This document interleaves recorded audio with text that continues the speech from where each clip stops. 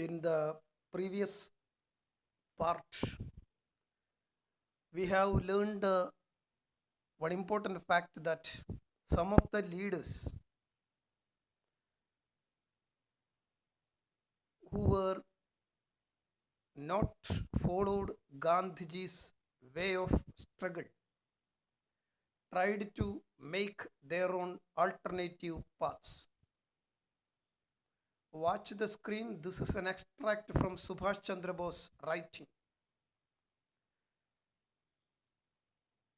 He responded to Gandhiji's decision to withdraw the non-cooperation movement following the Chauri Chaura incident. Many such movements and persons who had difference of opinion towards Gandhian approach to the struggle for independence also played crucial role in attaining freedom for the country.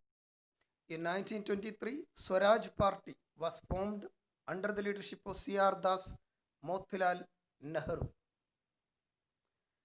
They argued for making legislative assemblies as platforms for raising our voice instead of boycotting them, and they contested elections. Gradually, the opposition to Gandhian method of struggle intensified.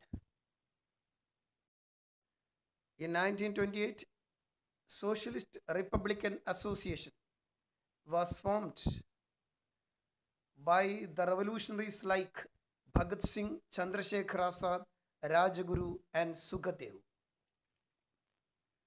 They plotted a military wing called Republican Army for armed revolution. Their plan was to overthrow the colonial government through military action and establish a federal republic of Indian states. In Lahore, Bhagat Singh and Rajguru and Sukhadev shot to kill Sanders, the police officer who was responsible for the death of Lala Lajpat Rai. On March 23, 1931, Bhagat Singh, Rajguru, and Sukhadev were hanged to death by the British government. This is a letter sent to Badukeshwar Dutt, who was the friend and co-worker of Bhagat Singh.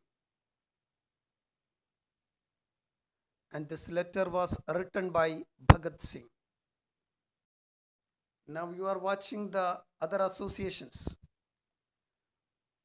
formed by different leaders like V.D. Sarwarkar, who formed Abhinav Bharat Society, Barindra Kumar Ghosh and Pulin Bihari Das formed Anushilan Samiti. Gadar Party was formed by Lala Hardayal and Republican Army by Surya Sen. With the impact of the Russian Revolution, socialist ideas spread all over the world and it reached in India too. So Jawaharlal Nehru, Subhash Chandra Bose, Jayaprakash Narayan and Aruna Asaf Ali led the Congress Socialist fraction within the Indian National Congress. And in 1934, Jayaprakash Narayan founded Congress Socialist Party in Mumbai. This new organization played a decisive role in Quit India movement. When Gandhiji and other top leaders of the Congress were arrested, Congress Socialist Party took the leadership. Another revolutionary who quit the Congress and formed a political party called Forward Bloc was Subhash Chandra Bose. He took the charge of Indian National Army formed by Rash Bihari Bose to attain freedom for India. He formed a provisional government for free India in Singapore with the aim of forcing the British to quit India.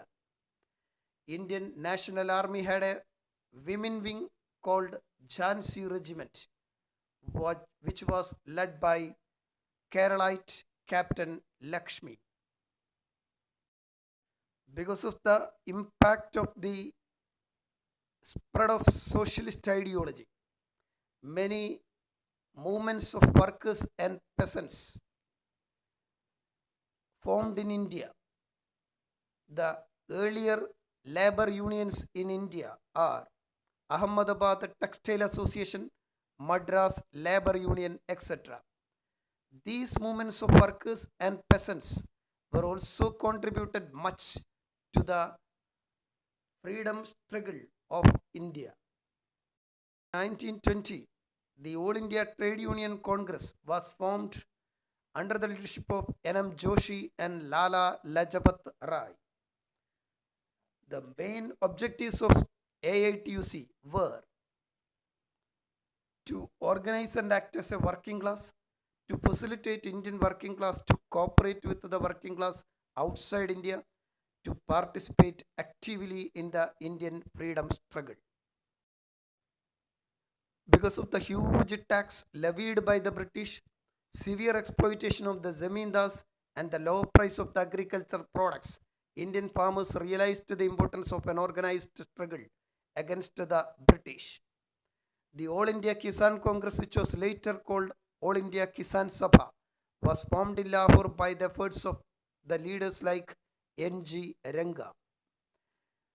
A farmers' manifesto was framed by this organization. And these are some of the demands included in the manifesto. 1. Reduce 50% of the tax and release charge.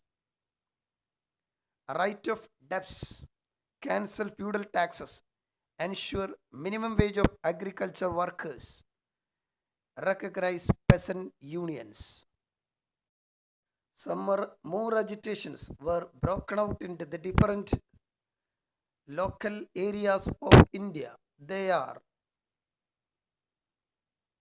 given in the table.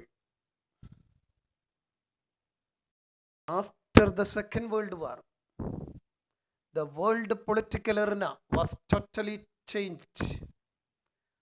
America and Russia became supreme powers. They were against the imperialism and they demanded for the freedom of colonies.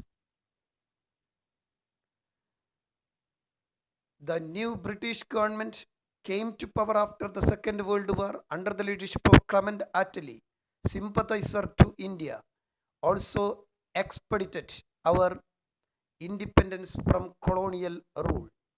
Meanwhile, the All India League, under the leadership of Muhammad Ali Jinnah, raised claims for a separate country called Pakistan.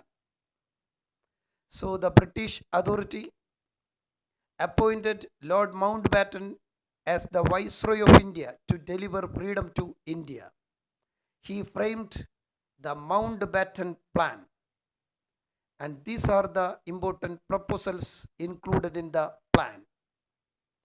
To form a separate country in Muslim majority areas as per the Muslim wish, to divide Punjab and Bengal, to conduct a referendum to determine whether to add Northwest Frontier Province to Pakistan or not, to appoint a commission to determine the borders in Punjab and Bengal. The Congress and All India League approved this plan, but the nationalists like Khan Abdul Ghaffar Khan opposed it. In 1947, when the British government passed the Indian Independence Act, two free nations, India and Pakistan, came into existence. Jawaharlal Nehru became the first Prime Minister of India. Thus, the freedom we attained on August 15th, 1947 is the outcome of Indian national movement inspired by various streams of ideas and ideologies.